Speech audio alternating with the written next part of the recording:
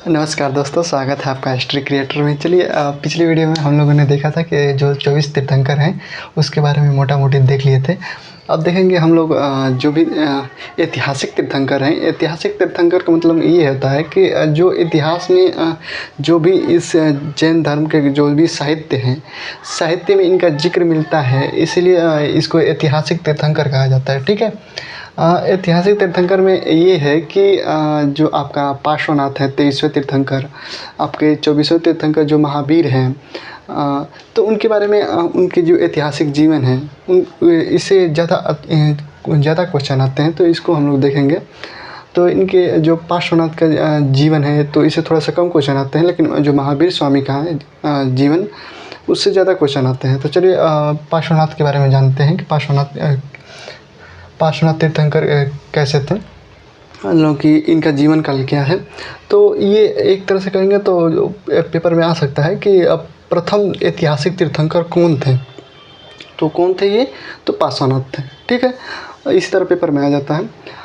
तो ये इनके जो पिता थे, पिता ये जो काशी, जो बनारस का जो काशी क्षेत्र है, वहाँ अश्वसेन ये एक राजा थे। ठीक है। और जो प्रभावती इनकी माता थी, माता कहाँ से आती थी? तो ये कौश एक इसी के आसपास, काशी के आसपास के एक क्षेत्र है। कौश आपका जो मिर्ज़ापुर वाला क्षेत्र पड़ता है, वो उसी के आसपास का क्षेत्र था। तो वहाँ के राजा नरवर्मन थे। ठीक है। नरवर्मन की ये पुत्री थी। कौन? तो ये प्रभावती। तो अश्वसेन काशी के और प्रभावती जो थी ये कौश की राजा वर्मन की पुत्र थी। ठीक है। तो इनसे एक पुत्र हुआ था जिसका नाम था पार्श्वनाथ। ठीक है। तो ये पार्श्वनाथ का जन्म कहाँ माना जाएगा? तो काशी में। तो पेपर में ये पूछता है कि पार्श्वनाथ का संबंध किस जगह से है? तो काशी से संबंध, बनारस से संबंध है। ठीक है।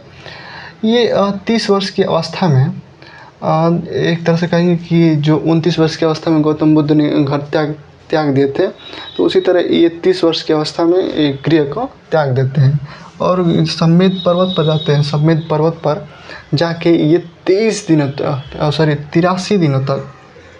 83 दिन तक ये कठिन परिश्रम करते हैं, कठिन तपस्या करते हैं। ठीक है। कठिन तपस्या करते मतलब कि बिल्कुल जटिल तरीक़ा से एक तरह से अपने शरीर को बहुत ही प्रताड़ना देकर ये तपस्या कर रहे थे। तो ये 83 दिन के बाद कहा जाता है कि इनको ज्ञान की प्राप्ति हुई थी। ज्ञान की प्राप्ति होने के बाद जैसे कि नाम मैंने बताया था ना कि गौतम बुद्ध थे, तो गौतम बुद्ध का नाम शाक्य मुनि हो गया था। अब उनको महात्मा कहा जाने लगा था। तो इनको क्या कहा जाने लगा है?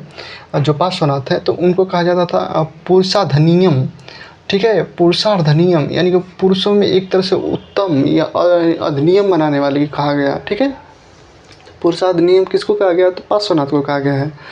इसके जो अनुयायी थे, शिष्य थे, इन्होंने एक 4 यानी कि चतुर्यांग एक क्या दिए हैं? तो शिक्षा दी हैं। ठीक है। जैसे आर्य सत्य आपको 5 तरह से बताए थे, बिल्कुल हूबहू ये भी चतुर्यांग देते हैं।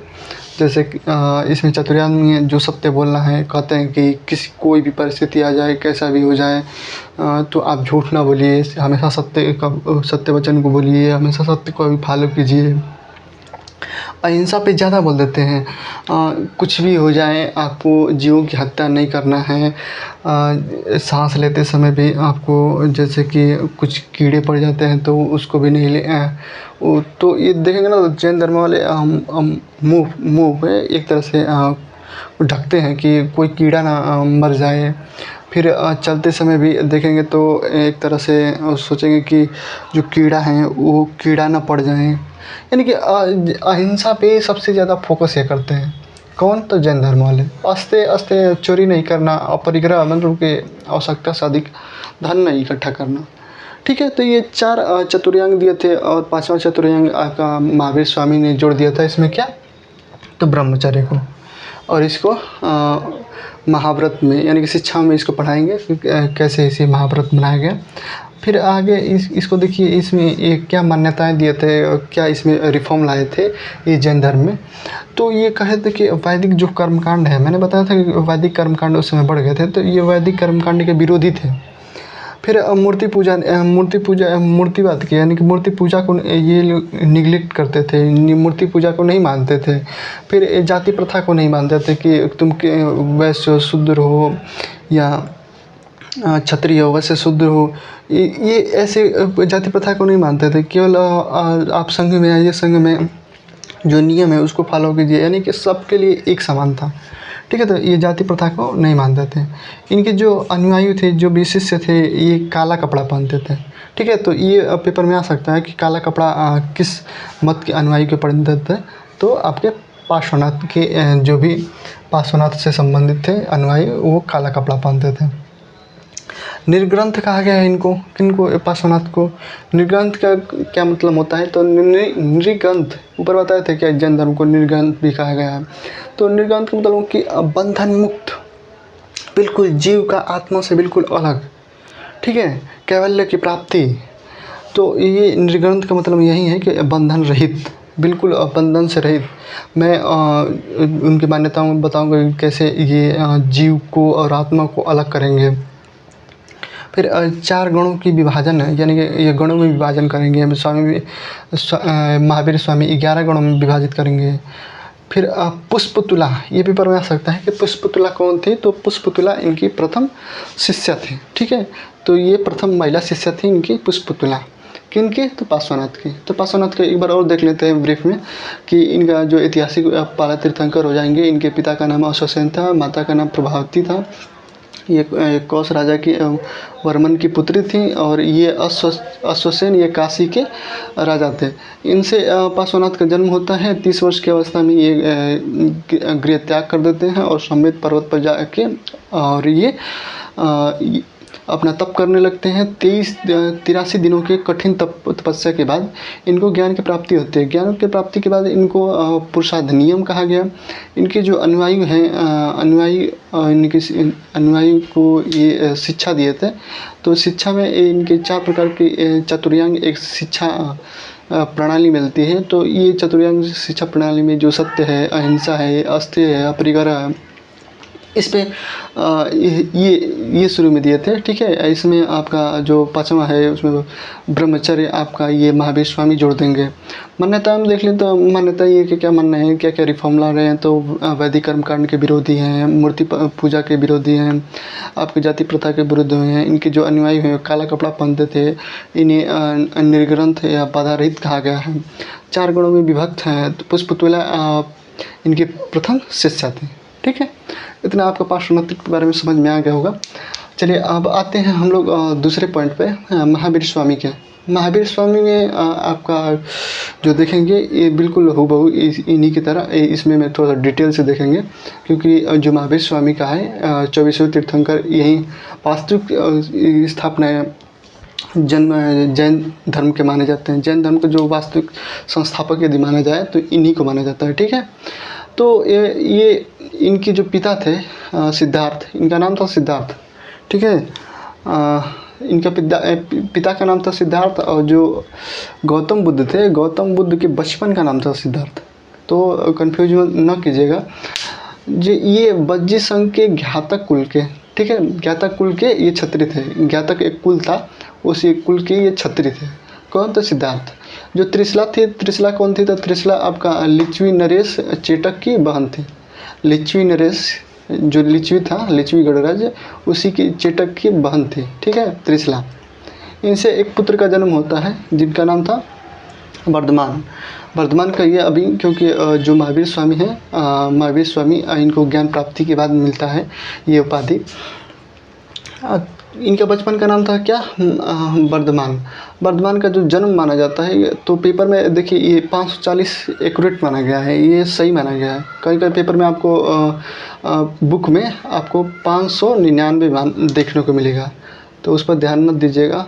कई कई पेपर में इसमें आ सकता है 599 भी, 540 यदि नहीं रहेगा तो। ठीक है। तो इस बात को ध्यान रखिएगा कि इनका जो जन्म है वो 540 में मान के चलिए। और यहाँ पे जो वैशाली बिहार का जो वैशाली है, वैशाली ज़िला, उसी के कुंड ग्राम में इनका जन्म हुआ था। ठीक है। बचपन का नाम इनका वर्धमान था। इनका शादी यशोदा से, यशोधरा आपका गौतम बुद्ध की पत्नी का नाम था। यशोदा इनकी पत्नी का नाम है। ठीक है। यशोदा से इनका शादी हुआ था। इनकी पुत्री हुई थी, पितरी का नाम था आपका प्रियदर्शनी। इसी को अनन्या का इनाम मिलता है, अनन्या। तो प्रियदर्शनी इसका नाम था, जो इनकी पुत्री थी। इस पुत्री का शादी हुआ था जमाली के साथ। जमाली को देखेंगे तो इनका दामाद लगेंगे। ये कहा जाता है कि ये प्रथम शिष्य थे किनके, तो महावीर स्वामी के ये प्रथम शिष्य माने जाते हैं यही जमाली, और प्रथम विरोधी भी माने जाते हैं। प्रथम विरोधी का मतलब कि इनके जो मत हैं महावीर स्वामी के, इनके मत से मैच नहीं करते थे। शुरू में इनके शिष्य यही थे और फिर बाद में ये अलग हो जाते हैं। इनका जैसे कि कुछ मतों पे ये बहुलतावाद को मानते थे, और महावीर स्वामी कुछ मतों पर एकलवाद को मानते थे। तो इन दोनों मतों में विरोध हो जाता है, तो ये जमाली अब ये मत को मानना छोड़ देते हैं। ठीक है। इनकी बहन का नाम देख लीजिए। तो बहन का नाम इनका सुदर्शना पड़ता है। ठीक है। किनकी बहन का नाम, तो महावीर स्वामी का। 30 वर्ष की अवस्था में ये अपने बड़े भाई नंदीवर्मन 30 वर्ष की अवस्था में अपने बड़े भाई नंदीवर्मन की आज्ञा लेके, ठीक है। जबकि महात्मा बुद्ध को देखेंगे तो वो आज्ञा नहीं लेते हैं, वो चुपके से राजमहल से निकल जाते हैं। जबकि नंदीवर्धन इनके बड़े भाई थे। बड़े भाई की ये क्या करते हैं, तो एक तरह से आज्ञा लेते हैं 30 वर्ष की अवस्था में। इनके जो पहले शिष्य माने जाते हैं, ये तो प्रथम शिष्य होकर जमाली हो जाएंगे। इनके जो शिष्य माने जाते हैं वो मकलीपुत्र गोसाल पेपर में ज़्यादा आता है कि आजीविक संप्रदाय क्या है। तो एक तरह से भाग्यवादी को ये दिखाता है आजीविक संप्रदाय कि जैसे कहते हैं ना कि क्या पढ़ रहे हो, जो भाग्य में लिखा होगा वही मिलेगा, कहते हैं ना, तो वही है। ये भाग्यवादी सिद्धांत को फॉलो करते हैं मकलीपुत्र गोसाल, यानी कि आजीविक संप्रदाय के ये फॉलोवर हैं मकलीपुत्र गोसाल। इन 12 वर्ष की कठिन तपस्या, ठीक है, ये 12 वर्ष की कठिन तपस्या कर रहे हैं कौन, तो महावीर स्वामी। कहाँ पे कर रहे हैं, तो रिजुपालिका नदी के किनारे। एक देखिए वो नदी के किनारे, किस नदी के किनारे कर रहे थे, तो वो आपका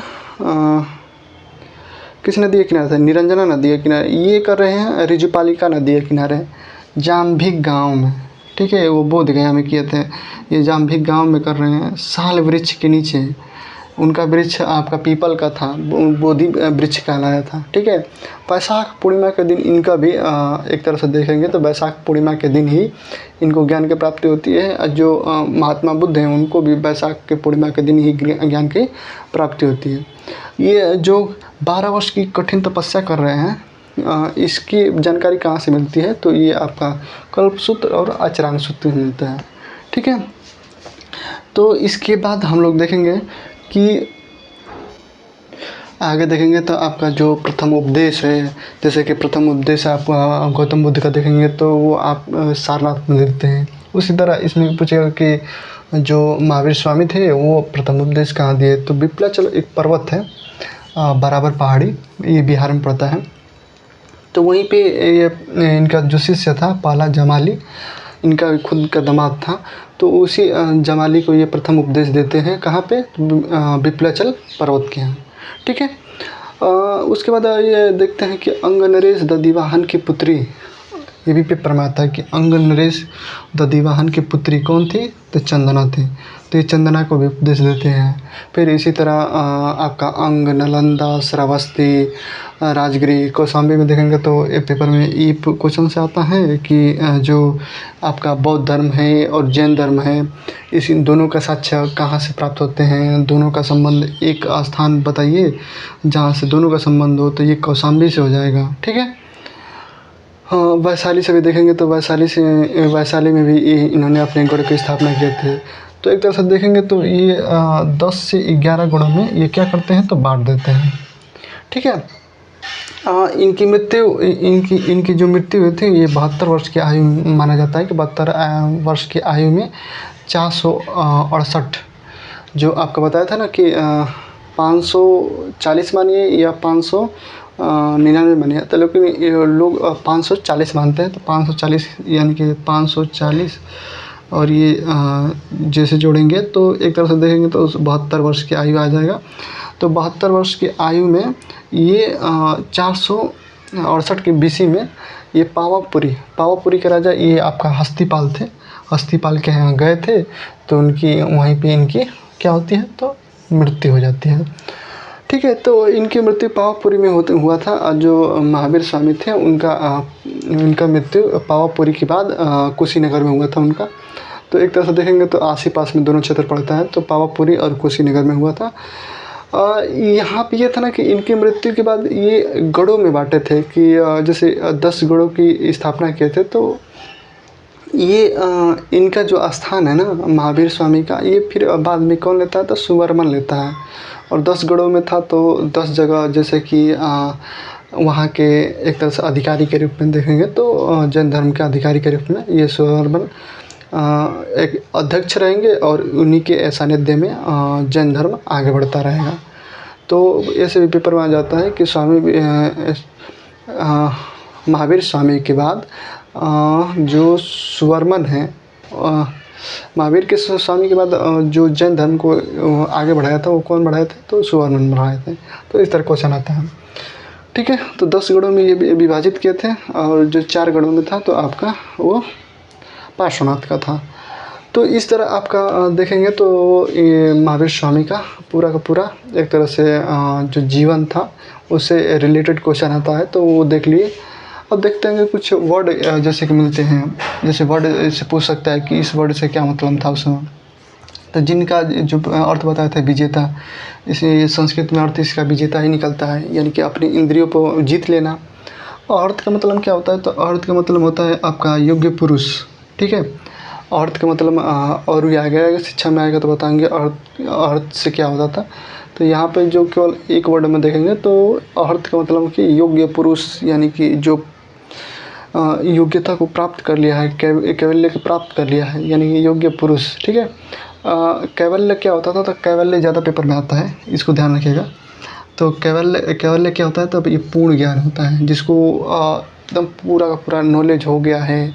अब वो इस दुनिया से इस दुनिया का पूरा जो भी ज्ञान है वो पूरा कर चुका है। तो ऐसा माना जाता था कि 24 तीर्थंकर 24 ने कैवल्य को प्राप्ति कर लिया है। ठीक है। तो महावीर स्वामी जो थे वो 24वें कैवल्य को प्राप्त किए थे, तो इसीलिए इनको 24वां तीर्थंकर कहा गया है। ठीक है।